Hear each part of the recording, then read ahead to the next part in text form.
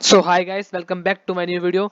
सो guys, इस video में बात करने वाले हैं हम जो हमारा यूपी स्कॉलरशिप का फॉर्म है फर्स्ट ईयर स्टूडेंट्स को, जो हमारा इंपॉर्टेंट डिटेल्स थी और अगर उन बच्चों ने वो डिटेल्स गलत कर दी तो उनको स्कॉलरशिप नहीं मिलने वाली है। तो जो भी हमारा इंपॉर्टेंट पॉइंट्स हैं, जिस बच्चे ने अभी तक फॉर्म नहीं भरा है या जिस बच्चे ने फॉर्म भर दिया है और फाइनल सबमिट नहीं किया है, तो वो बच्चा इस वीडियो को पूरे देखें प्लीज। अगर आपको कोई भी गलती होती है तो बाद में वो ठीक नहीं होने की है। अब इस बार पता नहीं करेक्शन विंडो खुलेगी नहीं खुलेगी, अगर खुलती है तो आपको बहुत दिक्कत हो जाएगी, ठीक है। तो आप फाइनल सबमिट करने से पहले एक बार जो है इस वीडियो को पूरा देख लीजिए, ताकि आपकी कोई भी जो है हमारा वहां पर जो है मिसअंडरस्टैंडिंग और जो कुछ करेक्शन करने की जरूरत ही ना पड़े। तो अगर वीडियो स्टार्ट करने से पहले आपसे रिक्वेस्ट है, वीडियो को लाइक कर देना।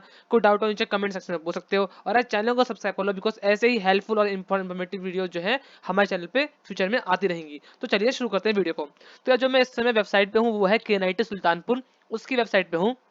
वो मैं जो इसकी वेबसाइट है रिसेंटली चेक करा था, तो मैंने देखा जो इनकी वेबसाइट है उस पर लिखा था हमारा इंपॉर्टेंट नोटिस फॉर द हमारा स्कॉलरशिप, जो भी बच्चों को चाहिए उनके लिए, जो भी न्यू स्टूडेंट्स हैं। अब जो भी फ्रेश स्टूडेंट्स हैं उनको पता नहीं होता है कि यार स्कॉलरशिप में उन्हें क्या भरना है। ऐसे एक स्टूडेंट था, मतलब जो हमारे कल लाइव स्ट्रीम में आए थे, एक ही कंप्यूटर सॉल्यूशन, उनका भी फॉर्म में उन्होंने गलती कर दी थी। तो आप वो गलती ना करें, वो गलती ना दोहराएं। तो यार उसके लिए ही मैं वीडियो बना रहा हूँ, ठीक है। और वीडियो को पूरी देखना, ध्यान से देखना, एंड तक जो भी आप यहाँ पर सीखेंगे वही आपको वहाँ डालना है, और कोई भी गलती आपसे नहीं होनी चाहिए। तो यार जो हमारा KNIT सुल्तानपुर है, ये उसका ऑफिशियल नोटिस आया है, ठीक है। और आपका जो हमारा इंस्टीट्यूट है जहाँ पर आप पढ़ते हैं उसके वेबसाइट पे भी नोटिस आया होगा, या फिर जो आपने अपनी जीमेल है आपकी ऑफिशियल, जो आपको कॉलेज से आईडी मिलती है, स्टूडेंट आईडी, उस पर आपका मेल आ गया होगा। अगर आपको वो आईडी नहीं मिली है अभी तक, तो जो भी आपने रजिस्ट्रेशन करने के टाइम पे जहाँ भी आपका फिजिकल रिपोर्टिंग हुई होगी, तो आपने वहाँ पर जीमेल दिया होगा अपना, उस पर आपको आईडी मिल गई होगी। आप जाके वहाँ पर लॉग इन करके आपकी कॉलेज तरफ से जो मेल आया था स्कॉलरशिप के रिगार्डिंग, उसे देख सकते हैं। तो मैं इसके बारे में बता जा रहा हूँ, क्या जो हमारा जो भी आप अप्लाई करेंगे स्कॉलरशिप के लिए, पहला तो हमारा जो एलिजिबिलिटी है वो ये है कि जो हमारे जनरल ओबीसी है उनकी जो हमारा जो इनकम होती है एनुअली, वो होनी चाहिए 2 लाख से कम। और जो SC ST है उनकी होनी चाहिए एनुअल इनकम 2.5 लाख से कम। वैसे तो कहते ये हैं कि भाई इतनी होनी चाहिए, लेकिन आपका जितना मिनिमम हमारा इनकम सर्टिफिकेट होगा उतना ही आपके स्कॉलरशिप ज़्यादा आने के चांसेस होते हैं, ठीक है। अब आपको जो यहाँ वहाँ पर 2 कॉलम होते हैं, फ्रेश और रिन्यूअल। आपने रिन्यूअल तो करना नहीं, आपने करना है फ्रेश, बिकॉज आप फर्स्ट टाइम स्कॉलरशिप भर रहे होंगे अपने बीटेक कोर्स की या किसी जो फर्स्ट ईयर में जो आप कोर्स कर रहे हैं, ठीक है। तो आपको फ्रेश चूज करना है। अब जो KNIT के स्टूडेंट्स हैं उनको जो है, जो हमारा ये फॉर्म है वो 26 नवंबर तक जमा कर देना है, ठीक है।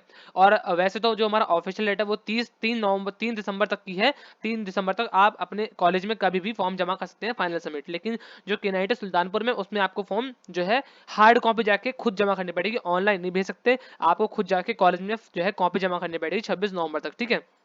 अब जैसे इस कॉलेज ने, KNIT सुल्तानपुर ने दिया हुआ है कि किस बच्चे को कितनी फीस भरनी है, उसमें एक कॉलम होता है नॉन रिफंडेबल फीस, मतलब कि जो भी आपको जो कॉलेज बोलेगा नॉन रिफंडेबल फीस आपको उतनी ही भरनी है। अगर आपने थोड़ी सी भी गलती करते तो आपका जो फॉर्म है वो जाकर रिजेक्ट, बिकॉज जब वहाँ पर फॉर्म वेरीफाई होता है तो वहाँ पर आपको जो नॉन रिफंडेबल फीस है वो मैच करी जाती है। इसलिए बड़े ध्यान से डालना। अगर आपको नहीं पता है अपनी नॉन रिफंडेबल फीस कॉलेज की, तो कॉलेज से पूछ लो, रजिस्ट्रार से पूछ लो, या फिर जो मेल आया है उस पर ध्यान से देखना। जैसे हमारा KNIT सुल्तानपुर में अगर आप बीटेक फर्स्ट ईयर में आपने एडमिशन लिया है, नॉन IT ब्रांच में, मतलब आपकी ब्रांच जो है IT नहीं है, तो आपकी जो नॉन रिफंडेबल फीस है वो है 58,350। और जो अगर आपने IT में एडमिशन लिया तो आपकी जो फीस है वो है 73,350, ठीक है।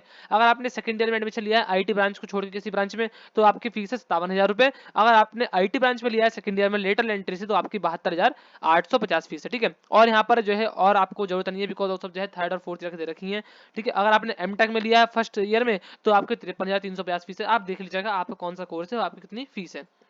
अब इसमें लिखा है जिन भी छात्र छात्राओं का आधार कार्ड बैंक खाते से लिंक नहीं है, मोबाइल नंबर, मतलब आपका जो आधार कार्ड है और आपका बैंक खाता है वो फोन नंबर से लिंक नहीं है, तो ऐसे जो सभी जो भी हमारे स्टूडेंट्स हैं, जो भी कैंडिडेट्स हैं, वो अपना आधार कार्ड, मोबाइल नंबर और बैंक खाता जो है बचत से लिंक कराते हुए छात्रवृत्ति फॉर्म में आधार कार्ड संख्या भरना सुनिश्चित करें। मतलब जब आप फॉर्म भरेंगे तो आपको वहाँ पर अपना आधार कार्ड नंबर भरना है, बिकॉज जो आधार कार्ड नंबर आपका जिस फोन नंबर से लिंक है, आपको उसी फोन नंबर से अपना जो है अपना स्कॉलरशिप के फॉर्म में वो नंबर देना है, और वही आपको आधार कार्ड नंबर देना है, और वही आपको खाता नंबर देना है। बिकॉज अगर आपका आधार कार्ड से आपका बैंक खाता नंबर लिंक नहीं है, आपका फोन नंबर लिंक नहीं है, तो आपका पैसा नहीं आएगा, आपका फॉर्म हो जाएगा रिजेक्ट। फॉर्म तो वेरीफाई हो जाएगा लेकिन आपका पैसा नहीं आएगा, आपका पैसा फंस जाएगा, ठीक है। तो ध्यान रखना आपका जो अकाउंट है। और देखो अकाउंट मुझसे बच्चे पूछे थे कि भाई अकाउंट जो है उसी शहर का होना चाहिए जहां पर कॉलेज, ऐसा कुछ नहीं है। अकाउंट आपका पूरे इंडिया में कहीं का भी हो सकता है, अकाउंट की कोई दिक्कत नहीं है, ठीक है। बस आपका जो अकाउंट है वो फोन नंबर और आधार नंबर से लिंक होना चाहिए, इतना बस डिमांड होती है लोगों की। अब वहाँ पर लिंक के एक कॉलम होता है हमारा बीटेक, जब हम स्कॉलरशिप फॉर्म जमा करते हैं कि आपने जो है कौन सी क्वालिफाई की है परीक्षा रिसेंट में, तो आप लिखोगे यूपीसीईटी जेईई मेन, ठीक है। और आपका जो है हमारा उसमें जो आपका वहाँ पर अनुक्रमांक नंबर मांगेगा या फिर रजिस्ट्रेशन नंबर मांगेगा, तो वहाँ पर आप लिखोगे यूपीसीईटी का जेईई मेन का एप्लीकेशन नंबर। अब वो कोई सा भी हो, आपका फर्स्ट फेज का हो, सेकंड फेज, थर्ड फेज या फोर्थ फेज, आपका किसी फेज का हो, या फिर मोस्ट प्रोबेबली जो आपने जिस फेज में आपको सबसे ज्यादा अच्छी रैंक आई होगी और उसके अकॉर्डिंग आपको जो है हमारा एडमिशन मिला होगा, तो आप उस वाले का ही एप्लीकेशन नंबर लिखना, ठीक है। आप समझ गए। अब यार बात करते हैं इसमें क्या क्या और चाहिए। आपको यूपीसीईटी का अलॉटमेंट लेटर, जब आपको सीट मिली होगी तो आपने अलॉटमेंट लेटर डाउनलोड किया होगा, तो आपको उसकी जो हमारा हार्ड कॉपी है, जब आप हार्ड कॉपी जमा करोगे अपने इंस्टीट्यूट में, तो उसमें आपको क्या क्या जो है देना पड़ेगा हार्ड कॉपी के साथ। अपनी एप्लीकेशन फॉर्म होगी और उसमें आपको यूपीसीईटी का अलॉटमेंट लेटर देना पड़ेगा, हार्ड कॉपी, जो फ्री रिसिप्ट मिली थी आपको कॉलेज में, इंस्टीट्यूट में आपने जब रिपोर्टिंग की थी उस समय, जो भी आपने फीस पे की थी हॉस्टल की और हमारा कॉलेज की, वो देनी पड़ेगी।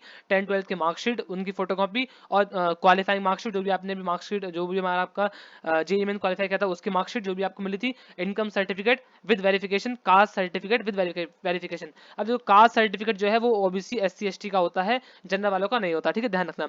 अब देखो इसमें लिखा है वेरिफिकेशन। अब वेरिफिकेशन क्या होता है? अब जैसे भी आप जो भी हमारा सर्टिफिकेट बनते हैं उनकी जो है हमारा वेरिफिकेशन होता है ऑनलाइन। वो कैसे होगा? आप जाएंगे साइबर कैफे पे, आपको बोलना है भैया जी इनकम सर्टिफिकेट और कास्ट सर्टिफिकेट का हमारा इंटरनेट वेरिफिकेशन निकाल दो। वो 10 रुपये लेंगे। आपका जो इनकम सर्टिफिकेट है और कास्ट सर्टिफिकेट का जो रजिस्ट्रेशन नंबर होगा वो डाल के आपका वेरिफिकेशन मिल जाएगा। बेसिकली उसमें ये लिखा होता है कि आपको जो इनकम सर्टिफिकेट है और कास्ट सर्टिफिकेट है वो रियल है, ठीक है। ये होता है वेरिफिकेशन। और बहुत ध्यान से सभी कागज ले आना, अगर एक भी कागज छूटा तो आपका फॉर्म रिजेक्ट हो जाएगा। कॉलेज वाले आपका फॉर्म वहां से फॉरवर्ड नहीं करने के। डोमिसाइल मतलब आपका निवास प्रमाण पत्र, आपका जो है कि आप यूपी के हैं, आपको निवास प्रमाण पत्र देना पड़ेगा अपना। आधार कार्ड सब पे होता है, बैंक पासबुक सब पे होगी, क्योंकि आपको पैसे भी आपके अकाउंट में ही आ रहे होंगे, ठीक है। आधार कार्ड बैंक पासबुक से लिंक होनी चाहिए। Affidavit for income certificate bye student, की हाँ भाई जो आपका कैंडिडेट है और गार्जियन है उन सबको एफिडेविट देना पड़ेगा कि भाई आपका जो है इतनी ही, जो अभी आपका इनकम सर्टिफिकेट आपके पास है, आपकी उतनी ही इनकम है, वो आपको जो चीजें अपने एफिडेविट में लिख के देनी पड़ेगी, ठीक है यार। तो यही था इस वीडियो में। अगर आपको वीडियो पसंद आई, वीडियो को लाइक कर देना। कोई डाउट हो नीचे कमेंट सेक्शन में पूछ सकते हो, और एक चैनल को सब्सक्राइब कर लो, बिकॉज ऐसे ही जो हमारे इंपॉर्टेंट है और हमारा इन्फॉर्मेटिव वीडियोस होती हैं, UPCT counselling, AKT updates, UP scholarship और यूपी में जो डिस्ट्रीब्यूशन होने वाला है टैबलेट और स्मार्टफोन का, उसके रिगार्डिंग बहुत सारी वीडियो आ रही होंगी। ऐसी हेल्पफुल वीडियोस जानने के लिए हमारे चैनल को सब्सक्राइब कर लो। तो मिलते हैं नेक्स्ट वीडियो में, तब तक के लिए टाटा बाय बाय, जय हिंद जय भारत।